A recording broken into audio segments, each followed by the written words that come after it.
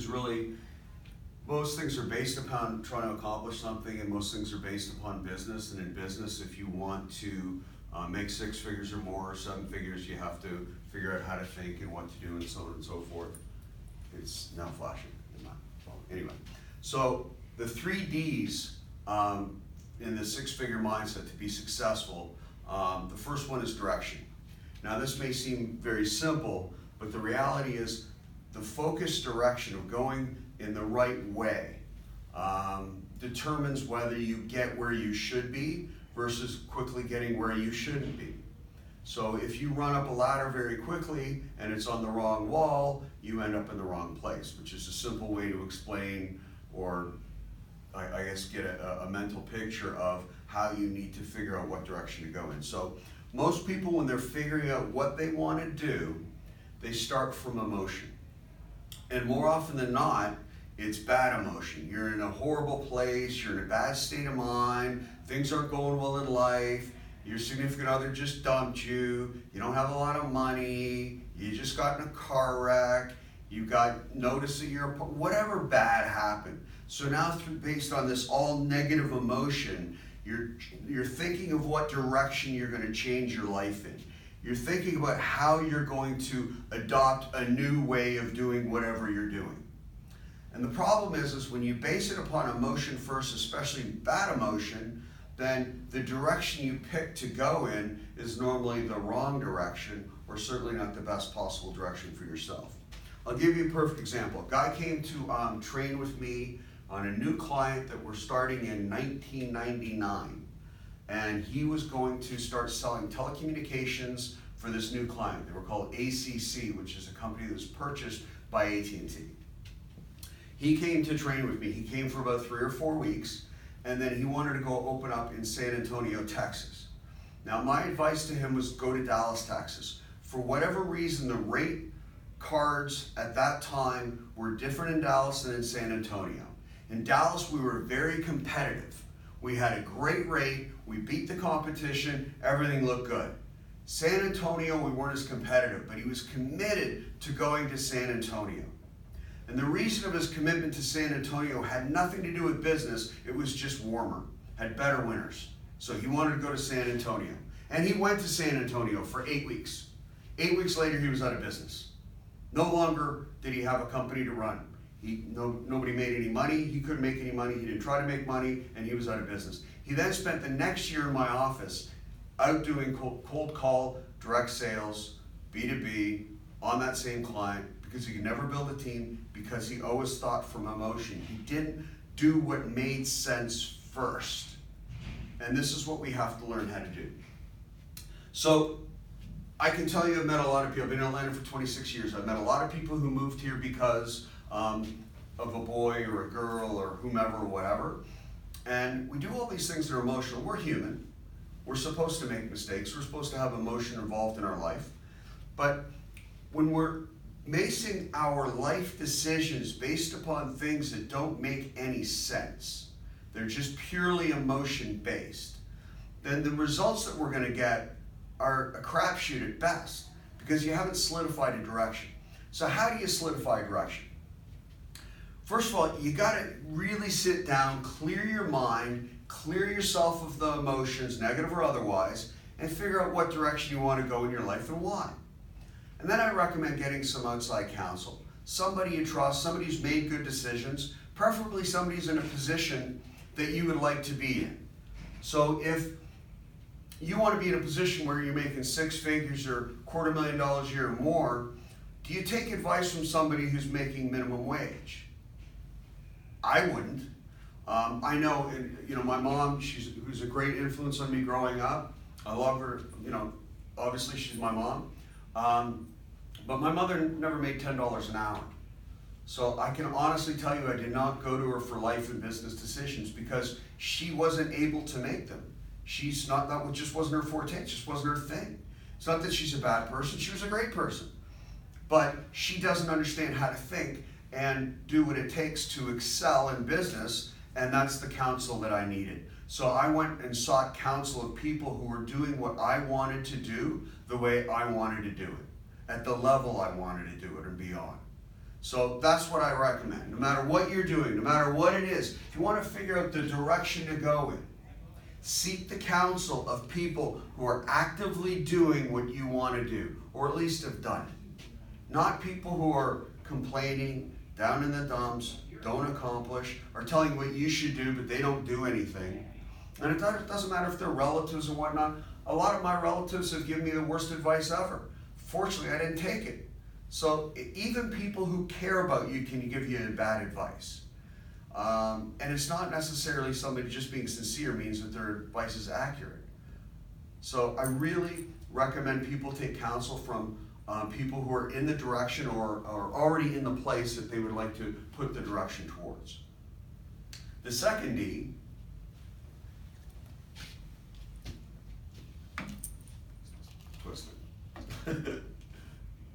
All right. The second D is dedication. Now that might seem very obvious, but when you're encountering any sort of initiative, your dedication will be over and above everybody else's. Now it would be really nice and really easy if whatever you wanted to accomplish, whatever direction you're going in, your dedication was 125% matched by everybody else. It just isn't. It doesn't work that way. Everybody's dedication will be slightly less than yours. So whether you're a manager, leader, now most people, here's the mistake I see people make all the time. They're quote unquote the manager or in charge, so they get their people to work for them. And the reality is most of us in life don't like working for people, and we don't like being dictated to. So a leader, a person who truly leads people, works for their people. A manager who wants their people to work for them tends to get less response from them. So what's one of the key components to working for your people and leading people? You want to block and tackle. You want to get the things that are in their way out of their way so they can become the best that they can be at what they're doing. It's not about making things easier. This is where people, I think, get confused. Things don't get easier. People want them to get easier. They don't get easier. You have to get better. It's sort of like lifting weights. If you can currently bench 150 pounds or 200 pounds, whatever it is, if you want to get to 250, benching 250 pounds does not get easier. You get stronger. Well, it's the same thing in business and life. If you want to get more effective, then you have to get better at who you are. And that comes from your dedication. We talk a lot of times about your why. Why are you doing it? Because if it's just so you can make money, your dedication level will only go as far as you are dedicated to yourself making money. And other people aren't going to be as excited about that because they don't get anything from it. So it's really important you understand what you're dedicated to. And don't try to get these things focused on how to make things easy. They don't get easy. You get better. And when you get better, less things can stop you. But there will always be things outside of your control that are trying to stop you. Mark Cuban says, see, you have to wake up in the morning like there's people out to get everything that you have. It's sort of the way it works. So it's almost like the world is sliding, and if you don't keep climbing, then you end up at the bottom. So you got to push and fight to make sure you continue to improve yourself and be a lifelong learner. And as you do that, you'll always continue to get better. And as obstructions get in your way, you'll be able to overcome them. And that's a key component to long-term success. Now, people say success is a journey, not a destination. I think that's kind of a load of crap. I think Warren Buffett has succeeded just fine. I think as far as his journey goes, he can call it a day. But it's more of a mindset, and that's why I call it the six-figure mindset. It's how you think, because how you think will determine how successful you are. If you make 100 grand one year, that doesn't mean you're gonna make 100 grand next year. It's not a guarantee. The average person who makes $1 million a year or more makes $1 million a year for an average of 9 years. That means after the 9th year, the average person who makes $1 million a year never makes $1 million a year again. It's important to understand that nothing is permanent. Failure is not permanent, setbacks are not permanent, and success is not permanent. What you continue to do is critical, and it matters, and it will never stop mattering. So your dedication to your success, and most importantly, the people around you, is critical to their long-term success and your long-term success. You gotta have both. Which brings me to the third D. Now we're cooking. The third D is determination. Now you might think dedication and determination are the same thing. They aren't. Determination comes into play when you face hurdles that stop most people.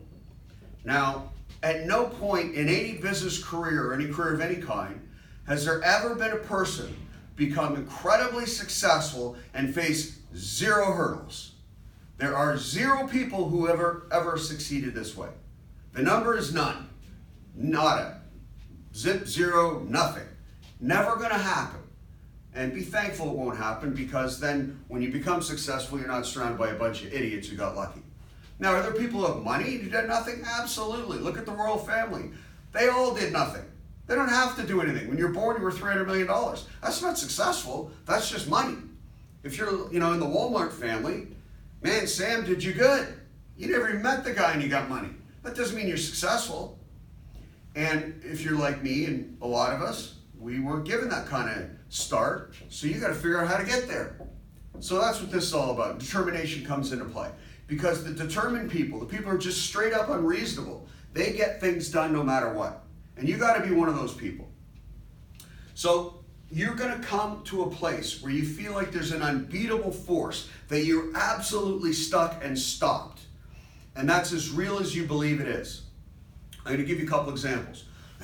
One is when I was in Atlanta. I got to Atlanta in 1993. And about 1995, as I was interviewing people, I started talking to a lot of people who said they moved here for the Olympics. I thought that was crazy, because it wasn't until August of 1996 the Olympics was coming. But people started moving in droves to Atlanta. Well, what happened, more than people moving here, more and more people were hiring. And more jobs were available, to the point where the unemployment rate got down to about 2%, 2.2. Now, I was hiring people to do outside sales and straight commission, basically sell coupons door to door. So my recruiting pipeline pretty much dried up. I recall one Friday, and again, I'm still trying to have people represent clients, but one specific Friday, I interviewed 10 people and not one of them had a full set of teeth. And if you don't have a full set of teeth, that's fine. I mean, it happens to everybody, but I mean, this was a rough looking group. So things got very, very hard. And my business went from, I was the rookie manager of the year, I was manager of the year, I was #1 in North America, and then I dropped down to about middle of the pack or in the bottom. And I wasn't making money. And for about a year and a half, I did not make money. I worked for free for a year and a half. I survived for a year and a half. Well, partway through it, I got angry.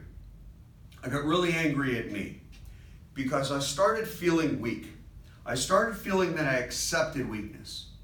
So January of 1996, when the Olympics was 8 months away, we took a look at our business differently. I started evaluating every aspect of it. Every person who came in, every second interview that we sent out, every person that we started, the training, every detail of everything. And we went from near the bottom to the top 10% of all offices in North America in 5 weeks. And that happened because I looked at things differently, and we had the same resources, but we got better at what we were doing. And we got better quickly, because I changed the way I felt, I changed the way I thought, and I took the insurmountable force that I could not beat, and I got rid of it, because I didn't believe in it anymore. Now, 2 years earlier in Atlanta, there were 10 direct sales offices in the organization I worked with. By the time that January happened, I was the last one. Everyone else either moved or went out of business. I tell you this because we stayed in the top 10% up until the Olympics. The insurmountable force that stopped everything that I could not control went away, because I no longer accepted it. So I say this to you because you make things bad bigger than they need to be if you let them. I know, because I did. And I got rid of it because I needed to get rid of it. I needed it to go away, and I needed to go back to doing what I knew how to do. And that's what we did. After the Olympics, we absolutely exploded.